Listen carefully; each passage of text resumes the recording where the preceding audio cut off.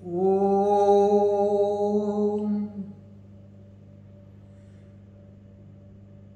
10वें अध्याय का आरंभ भगवान ने स्वयं ही करा है।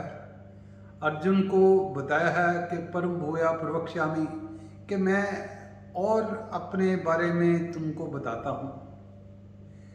भगवान ने ये भी कहा है कि ये जो मैं तुमको बता रहा हूँ, ये इसको जो देवी देवता लोग हैं, मनुवादी हैं, महर्षि सप्तऋषि, वो भी नहीं जानते, और पर मैं तुम्हें बता रहा हूँ। इसका अभिप्राय यह है कि भगवान तो स्वयं बता सकते हैं, और अर्जुन एक तरह का शिष्य ऐसा था कि जिसने दूसरे अध्याय के 7वें श्लोक में ही कि कार्पण्य दोषोप्यत स्वभावा पृच्छामि त्वाम धर्म सम्मूढ़ चेता, अपने आप को भगवान के ऊपर सरेंडर कर दिया था कि हे भगवान, मैं आपका शिष्य हूँ, मेरे में कायरता पता नहीं कहाँ से आ गई है, आप इस कायरता को दूर करो।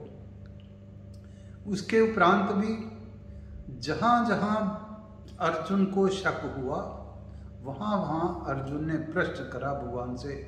दूसरे अध्याय के अंत में फिर प्रश्न करा 53rd वर्ष में कि स्थित प्रज्ञ कौन है। जब भगवान ने बताया था कि कर्म करते करते त्याग आ जाएगा, जब त्याग आ जाएगा तो मनुष्य स्थित प्रज्ञ हो जाएगा, तो फिर उसने प्रश्न करा कि स्थित प्रज्ञ के बारे में बताओ। तो भगवान ने स्थित प्रज्ञ के बारे में बताया। स्थित प्रज्ञ के बारे में सुनकर अर्जुन को फिर हुआ कि मैं भगवान, ये मेरे को बताओ कि जब स्थित प्रज्ञ ऐसा है, ज्ञानी पुरुष ऐसा है, तो मेरे को ये लड़ाई वाले घोर कर्म में क्यों आप लगाने के लिए मेरे को प्रेरित कर रहे हो। तो अर्थात जहाँ जहाँ उसको जो शक हुआ, वहाँ वहाँ उसने भगवान से उसकी क्लैरिटी लेते गया, क्योंकि वो ध्यान से सुन रहा था। फिर दोबारा उसको जो शक हुआ, तो चंचलम ही मना कृष्ण, जब भगवान ने कहा मन को रोकना चाहिए, तो उन्होंने कहा मन तो रुक नहीं सकता, मन तो जैसे वायु को हाथ में बंद कर लो ऐसा है। फिर भगवान ने बताया कि नहीं, अभ्यास से वैराग्य से रुक सकता है। फिर बताया, प्रश्न आया कि अंत समय में अगर फिर कोई भगवान की तरफ लगा हुआ है, अंत समय में उसका मन विचलित हो जाता है, तो क्या होगा। तब भी भगवान ने बताया। अर्थात जहाँ जहाँ भी अर्जुन को कुछ भी अगर उसके मन में संदेह रह गया तो उसने पूछा। इससे भगवान प्रसन्न थे, उनको पूरा ज्ञान था कि अर्जुन जो है ध्यान से सुन रहा है। अर्जुन की इंटेंशन, अपना जो गलत दृष्टिकोण उसने अपनाया है, उसको बदलने की है भावना उसके अंदर जागृत हो चुकी है, परंतु जब तक वो कन्विंस नहीं होगा तब तक वो नहीं बदलेगा, क्योंकि वो जहाँ उसको शक होता है वहाँ प्रश्न करता है। तो इसी से भगवान ने इस 10वें अध्याय में स्वयं अपने आप ही अपने समग्र रूप को आगे बताना प्रारंभ करा। परंतु फिर जो था, भगवान ने ये भी कहा कि ये देखो, ये मैं रूप जो तुम्हें बता रहा हूँ, इसको महर्षिगण भी नहीं जानते, बड़े बड़े साधु मुनि भी नहीं जानते। क्यों नहीं जानते? आपके जो मन की जो इंद्रियां हैं, यही समझो एक तरह के मन के भी देवता हैं। ये देवता जो मन के हैं, हमारे मन बुद्धि, जो आँख कान नाक, इसके पीछे जो चेतना है, शक्ति है, वो हमको तो लगता है मन है, मन के पीछे लगता है बुद्धि है, बुद्धि के पीछे जो चेतना है, जो कॉन्शियसनेस है, वो भगवान की ही है। ऐसे ही जो ऋषि मुनि देवी देवता सब भगवान के ही बनाए हुए हैं। जो जिसके बनाए हुए हैं उसको वो नहीं जान सकते। हम भी जैसे अपने पेरेंट्स को नहीं जानते, क्योंकि हमने पता नहीं है, हाँ अनुभव करा है, लोगों ने बताया है और अनुभव करा है। ऐसे ही भगवान के बारे में भी जो ऋषि मुनि भी हैं, उन्होंने अनुभव करा है कि हाँ अनादि हैं, ये अव्यक्त हैं, अनादि हैं, अनुभव करा है उन्होंने। तो भगवान ने यहाँ यही करा है कि मेरे को कोई जानता नहीं है, हाँ जो फिर भी जो उन्होंने ये समझ लिया है, यो माम जमनादि, कि जिन्होंने मेरे को अजन्मा समझ लिया है, अव्यक्त समझ लिया है, उन्होंने फिर भी मेरे को समझने का प्रयास करा, समझ लिया है। बुल्ले शाह ने कहा कि राबिक गुंजलदार पहेली, राबिक गोरख धंधा, कि परमात्मा को समझना मुश्किल है, वो इंटेंगल्ड है, वो गुंजलदार पहेली है, वो एक गोरख धंधा है, उसको समझा नहीं जा सकता। परंतु गीता में भगवान ने कहा कि जो मेरा भक्त बन जाएगा, जो मेरे को सरेंडर कर जाएगा, उसको धीरे धीरे इसकी पहेली उसकी समझनी आनी शुरू हो जाएगी। तो भगवान ने ऐसा ही करके कि हाँ मैं तेरे को बताता हूँ, तो फिर भगवान ने बताया उसको समझाने के लिए कि 20 पॉइंट बताए हैं कि बुद्धि ज्ञान समूह क्षमा सत्यम दमा क्षमा, ये चौथे अध्याय में बताया कि बुद्धि, ज्ञान, सुख दुख, अहिंसा, बुद्धि ज्ञान, क्षमा, क्षमा मतलब अपने मन को कंट्रोल करना, दमा इंद्रियों को कंट्रोल करना, अहिंसा, सत्य, अक्रोधा, शांति, अपैशनम, ये जो सारे 20 गुण इस तरीके के भगवान ने बताए हैं, ये 10वें अध्याय के चौथे 5वें श्लोक में बताए हैं। भगवान ने कहा ये सारे गुण जो हैं मनुष्य के अंदर जो हैं, ये मेरे द्वारा ही दिए गए हैं। क्योंकि अगर हम किसी इंसान का शरीर देखें तो उसमें हमको क्षमा दिखाई नहीं देगी। क्षमा जो पीछे भगवान की एक चैतन्य कॉन्शियस फोर्स है, उसके कारण इसकी बुद्धि जागृत होती है, और उसके कारण ही मन होता है, उसके कारण ही और उसकी इंद्रियां सारी चलती हैं। तो ये जो है, जब तक भगवान की कृपा नहीं होगी, पर भगवान की कृपा हमको समझनी पड़ेगी कि बुद्धि भी भगवान की दी हुई है, ज्ञान भी, सम्मोह भी, क्षमा भी, सत्यम भी, अहिंसा भी, क्षमा भी, इंद्रिय संयम भी, इत्यादि सारे भगवान के दिए हुए हैं। तो भगवान के दिए हुए जो हैं, तो चैतन्य शक्ति को हमने समझना है।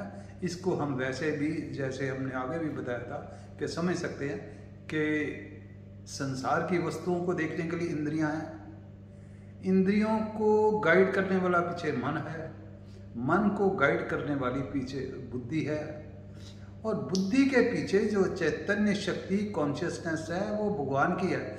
वही मेरे में है, वही सब में है, वही बाहर है, वही अंदर है। हाँ, जब अपनी बॉडी के साथ उसको सिमुलेट कर देते हैं तो उसको हम जीव कह देते हैं। जब वो बॉडी के साथ का संबंध उसका हटा देते हैं तो वो ब्रह्म हो जाता है। जीव और ब्रह्म एक ही है। जैसे अगर घड़े के अंदर जो आकाश है, जो बाहर का आकाश है, एक ही है, ऐसे ही जो जीव के साथ संबंध रख लिया तो वो जो संबंध हो गया, जो शरीर के साथ हो गया, जो भगवान का संबंध, उसको हमने जीव का नाम दे दिया, और है ब्रह्म वही है। पर इसको आप पहचानना, जैसे प्रारंभिक गुंजलदार पहेली भगवान ने तो बता दिया ये सारे हैं, पर फिर भी जो है हमको इनसे भी समझ नहीं लगेगी। समझ लगने के लिए हमको नोन से अननोन की तरफ जाना पड़ता है। जो चीज़ें हमको दिखाई दे रही हैं, अगर हमने किसी जगह जाना है, all India Institute of medical science जाना है, तो हम अगर किसी से पूछेंगे तो हमको कोई नोन का ही उसको बताना पड़ेगा कि हाँ भाई उधर जो है जाते हो साउथ एक्सटेंशन है, साउथ एक्सटेंशन का उसे पता होना चाहिए। सीधे चल जाओगे तो All India Institute of Medical Sciences आ जाएगी। अगर हम सीधे उसे कहें All India Institute of Medical Sciences है और उसको कह दें कि उधर से यूसुफ सराय से आ रही है, तो उसको यूसुफ सराय का भी नहीं पता, तो उसके लिए बेकार हो जाएगा।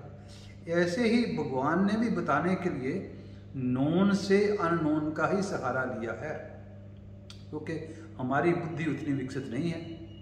हमें नोन से अननोन की तरफ जा सकते हैं, तो भगवान ने यहाँ नोन से अननोन की तरफ जाने के लिए हमको बताया है कि जहाँ भी जो भी वस्तु तुम ऐश्वर्य वाली स्पेशल कोई भी वस्तु तुम्हें दिखाई दे, उसमें कोई भी विशेषता दिखाई दे, वो सारी विशेषता मेरे में ही है। क्योंकि हमें दुनिया की वस्तुओं को पता है भाई दुनिया में ऐसा कुछ है, दुनिया में एक बहुत बड़ा पहाड़ है, उसको हम सुमेरु पर्वत कहते हैं। तो भगवान ने कहा कि उस सुमेरु पर्वत में भी मैं हूँ। भगवान ने और अगर कहा कि जो हमने समुद्र देखा हुआ है, तो भगवान ने कहा कि जल में और समुद्र भी मैं हूँ। ऐसे जो जो चीज़ हमने देखी हुई हैं, भगवान ने उसका उदाहरण दे करके हमको बताना शुरू करा। क्योंकि अर्जुन ने भगवान को कहा था कि हे भगवान, मेरे को आप बताओ कि आप कहाँ कहाँ से जाने जा सकते हो। तो जैसे हमने कहा, तो भगवान ने आश्रय उन्हीं चीज़ों को लिया जो हमारे ब्रेन में आती हैं, जो हम देखते रहते हैं। तो वो भगवान ने कहा था कि जो मेरी विभूति को जान जाता है वो सब कुछ जान जाता है। तो फिर भगवान ने ये भी कहा कि जो मेरी विभूतियों का कोई अंत कोई नहीं है। इसका जैसे तो 20 बताए थे जो मन के अंदर ही हैं, बुद्धि ज्ञान समूह। फिर जब भगवान ने ये बताना शुरू करा कि मैं अगर सुमेरु पर्वतों में सुमेरु पर्वत हूँ, जल में समुद्र हूँ, और समुद्र के अंदर भी अगर जल जीवों में मैं मगरमच्छ हूँ, जो जो चीज़ हमको बहुत बढ़िया जो लगती रही है, भगवान ने उसी का रेफरेंस दे के हमको कहा कि जितने भी जो भी कुछ नज़र आते हैं, ऐश्वर्य युक्त आते हैं, जिसमें स्पेशलिटी है किसी की, वो सब वस्तुओं में मैं ही हूँ। तो जब भगवान ने ऐसा तत्व के उसको अर्जुन को बताना शुरू करा, तो ऐसे इसमें 73 पॉइंट दिए हुए हैं, जिसमें जो भगवान ने बताया है कि वेदा नाम साम वेदोस्मि, के वेदों में मैं सामवेद हूँ, क्योंकि सामवेद जो है वो उसमें संगीतमय है, वो लोगों को ज़्यादा अच्छा लगता है। रुद्रा नाम शंकरश्चास्मि, के रुद्रों में मैं शंकर हूँ। साफ करने वाली वस्तु में मैं पवन हूँ। इस तरह भगवान की उसने कई जो हैं अपनी अपनी विभूतियाँ बताई हैं, जिससे अर्जुन को ज्ञान हो सके कि ये चीज़ें देखी हुई हैं, इसको देखने से भगवान का उसको पता चल जाएगा। तो अर्जुन ने इसको पहले पूछने से भगवान की प्रेयर भी करी है, भगवान की स्तुति भी करी है। भगवान की स्तुति करने में उसने निर्गुण निराकार परम ब्रह्म, ये 10वां श्लोक आता है, निर्गुण निराकार। फिर आगे आता है सगुण निराकार के परम धाम। फिर आगे आता है कि साकार। तीनों ही उन्होंने अपने रूप बताए हैं। जो एक रूप को जानता है वो भी समग्र भगवान को नहीं जानता। तीनों हमको जानने हैं। ये भी भगवान ने बताया कि निर्गुण निराकार भी मैं ही हूँ, सगुण निराकार भी मैं ही हूँ, और साकार भी मैं हूँ। ये गीता के अब तक के पढ़े हुए अध्यायों में भी इसका वर्णन कहीं कहीं जगह आया है। तो हमें भूल जाता है कि हाँ कोई निर्गुण निराकार समझने वाले हैं वो सगुण निराकार को भगवान नहीं मानते, कोई साकार समझने वाले हैं वो निर्गुण को नहीं मानते, निर्गुण वाले साकार को नहीं मानते। परंतु गीता ऐसा शास्त्र है जिसमें सारा का सारा समन्वय करके ये बताया है कि सारा कुछ जो है भगवान ही है, समग्र रूप भगवान का ही है। चाहे निर्गुण है, चाहे सगुण है, चाहे साकार है। तो हमें जैसे हमने कहा कि नोन से अननोन की तरफ जाने का जो हमने भगवान ने बताया है वो डिफरेंट विभूतियों में बताया है कि मैं इसमें भी हूँ, मैं इसमें भी हूँ। सारा कुछ ये बताते हुए ही भगवान ने इसको आगे तक और ये अल्टीमेटली भगवान ने ये बताया कि मेरी विभूतियों का जो है अंत तो है ही नहीं, क्योंकि इसको मैं भी एक्सप्लेन नहीं कर सकता, जैसे दुनियादारी में भी कोई नहीं कर सकता, एक्सप्लेन नहीं कर सकता। तो पर देख कर के विभूति को जो है हमें होना चाहिए, हमें एक आश्चर्य होना चाहिए। आश्चर्य होगा, हमें पता चलेगा कि ये भगवान को किसने करा है। तो जैसे बुल्ले शाह ने कहा कि राबिक कुंजलदार पहली, राबिक गोरख धंधा। तो ये जो देखने के बाद में फिर जो है मनुष्य को पता चलेगा कि सब अच्छी जगह में भगवान ही है। जैसे एक छोटी सी पोएम व्हाट्सएप पे आए कि सब मालक दे रंग ने भाई, सब मालक दे रंग। कैसे वर्षा आती जमीन पे पानी का रूप लेकर, कैसे दूध देती है गाय खा के सूखी घास, कैसे कौन पंछी को पंख लगाता और सिखाता उड़ना, सब मालक दे रंग ने भाई, सब मालक दे रंग। कैसे जड़ से तना निकलता और तने से शाखा, कैसे जड़ से तना निकलता और तने से शाखा, एक ही मिट्टी से पैदा होते सारी दुनिया जाने, अख इमली ते गन्ने, अख कड़वा इमली खट्टी गन्ने सब तो मिठे, सब मालक दे रंगने भाई, सब मालक दे रंगने। कहाँ से आता मानव है और कहाँ छुप जाता, ये सारा परमात्मा जाने। सब मालक दे रंगने भाई, सब मालक दे रंगने। तो भगवान को आश्चर्य में देखने से, जो भगवान की गुंजलदार पहेली है, इसको भगवान कहते हैं कि स्वयं तुम प्रयास करो, मेरे को समर्पित कर दो, तो मैं आपको ज्ञान दे दूंगा। अर्जुन ने भी भगवान को समर्पित करा है, तो भगवान ने उसको ज्ञान देना आरंभ करा है। ये 10वें अध्याय का अगले सत्र में भी हम ये जो बाकी बची उसकी विभूतियाँ का दर्शन मार्ग करके कि वो कैसे हम भगवान को जानेंगे, इसका हम अगले सत्र में चर्चा करेंगे।